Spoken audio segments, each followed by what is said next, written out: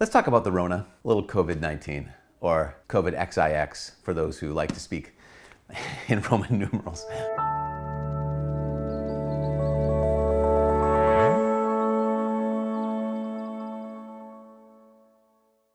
Hi, my name is Father Mike Schmitz, and this is Ascension Presents. Man, in this era, in this age, what we're going through right now, there's probably not one person watching this or listening to this who has not been touched by, in a negative way, touched by the coronavirus. But there's something interesting about this that I've noticed more and more.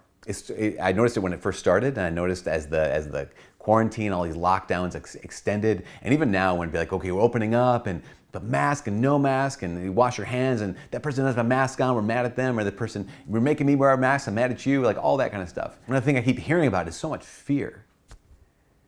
And when it comes down to this, I think one of the things that was revealed through this entire stuff, again, this is not to minimize the fact that those watching this, listening to this, you've experienced loss, people in your family who have died because of this, people who you love more than anyone else, best friends you've lost because of the coronavirus. Livelihood. I know so many businesses, which means business owners and employees who have lost their livelihood. So this is not none of this in this video is to minimize, make light of, be glib about. But here's something. I've talked with and encountered many people who have said, I'm just very afraid. With the coronavirus, I'm very afraid. Like, when do I go out again? When can I go back to Mass? And I have to say,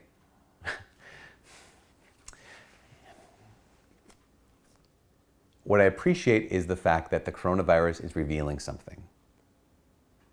It's revealing the fear, but it's a fear that was always there. It's revealing a fear, but it's revealing a fear that was already there. It's not putting the fear there. It is the fear of loss. It's the fear of death. It's the fear of uncertainty. It's the fear of insecurity. And into that, I just want to ask this question. I apologize in advance, but here's the question. Did you forget that in the end we all die? Honestly, I apologize. I'm not trying to be flippant or anything like this. But honestly, let's get serious, you guys. Did we forget that at the end of life, 100%, the human mortality rate hovers roughly around 100% still? Did we forget the fact that everyone who is alive is going to die? So here's someone who says, I'm so afraid in the coronavirus. I'm like, I understand, but you knew you were going to die already, right? Or did you just forget? The coronavirus reveals the fear.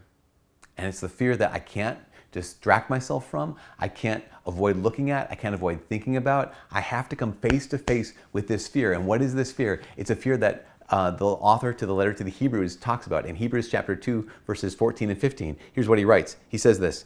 He says, now, since the children share in the blood and flesh, Jesus likewise shared in them, that through his death, Jesus' death, he might destroy the one who has the power of death, that is the devil. Here's the next line, verse 15.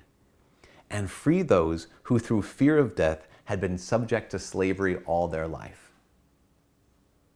Free those who through fear of death had been subject to slavery all their life.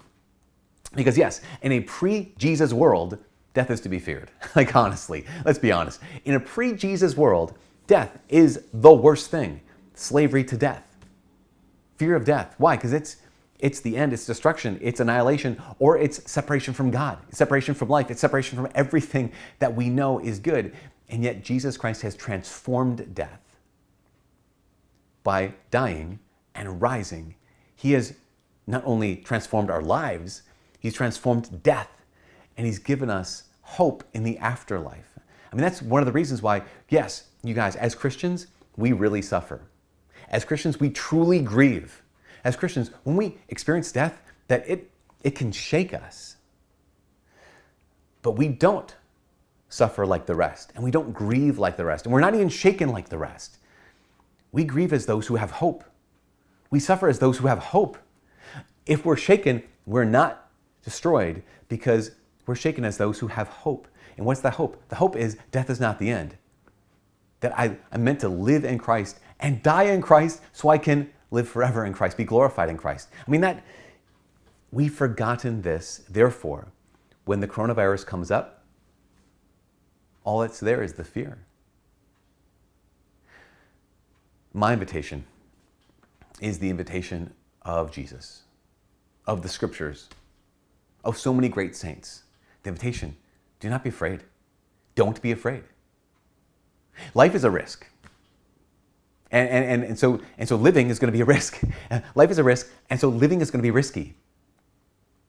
And yes, that doesn't mean we don't wear masks, doesn't mean we don't wash our hands, doesn't mean we don't take necessary precautions, but it means that we wash our hands like those who have hope. It means if we wear a mask like those who have hope. It means if we take precautions like those who have hope.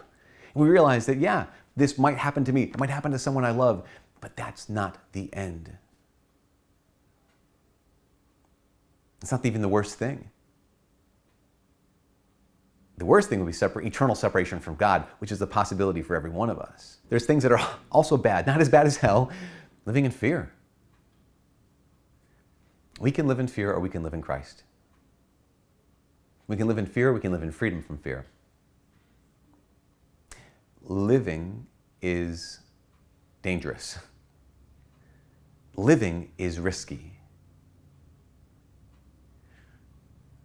But to those of us who have forgotten that the point of living is not merely to stay alive, I'd say put aside the fear. Embrace the risk. And live in hope. To live without Christ, to live without hope, is to live without fear. It's not really to live. In some ways, it's to stop really living. To stop risking is to stop really living. And that will destroy life long before it's actually over. Anyways, again, I'm not making light of anything. I know people have lost, but we have Jesus. You have Jesus. Don't be afraid. For all of us who Ascension presents, my name is Father Mike, and God bless. Wash your hands. Cover your cough. Wear a mask. God bless.